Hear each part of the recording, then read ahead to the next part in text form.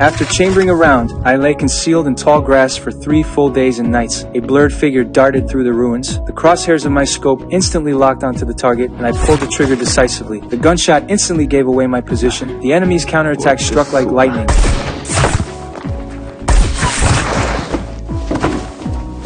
My name is Voral. I was once a physics teacher, living an idyllic life with my wife in the mountains. But that day, as I rode home on my bicycle, I witnessed 2 soldiers raping my wife. I charged forward, roaring with rage, only to be knocked down by a brutal blow from a rifle butt. The soldiers humiliated her before my eyes, then set fire to our house as they left. My wife lunged at them, only to be shot dead on the spot. I witnessed it all, crawled to her body, and clung to her, weeping until I passed out. Passing guerrilla fighters rescued me, buried my wife, and brought me back to their camp. Fueled by the fire of vengeance, I joined the resistance and began 3 months of brutal training. At first, I was clumsy assembling weapons and lagged behind in physical training. But the fire of vengeance fueled my resolve. I secretly trained late into the night when my fitness fell short and practiced relentlessly through the night when weapon assembly proved difficult. Ultimately, I became the top recruit, setting a new record by assembling a rifle in 10 seconds with my eyes blindfolded.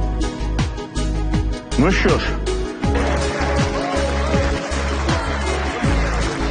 After successfully transferring to the sniper squad, my innate talent for marksmanship became undeniable. I consistently ranked at the top in every assessment, graduating as a qualified sniper.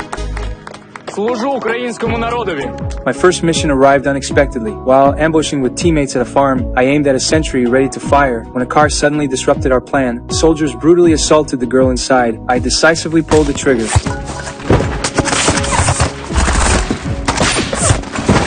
Successfully completing my inaugural assignment. The next day brought devastating news. A fellow sniper from my training class had been assassinated. Learning of my comrade's brutal death, I vowed to hunt down the killer myself. The following day, I rushed to the next battlefield. Intelligence indicated an enemy sniper team within 10 kilometers, and orders demanded their elimination. The snipers were ambushing along an enemy supply route. Soon, an armored vehicle pulled to the roadside, and 2 militants disembarked to rest. With the enemy sniper's position unknown, the squad leader urged me to stay calm, but I recognized those 2 as the very men who had murdered my wife years ago. Without hesitation, I released the safety on my weapon. The leader rushed forward to stop me, fearing exposure would bring danger, but I could no longer control myself. In that instant, the enemy sniper locked onto the squad leader's position. A single, precise shot took his life. Immediately, artillery fire blanketed our sector. I carried the